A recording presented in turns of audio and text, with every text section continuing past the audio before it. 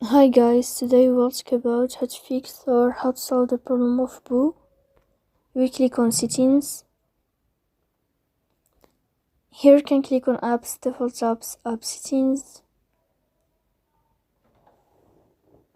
On above you can search about Boo and you will enter.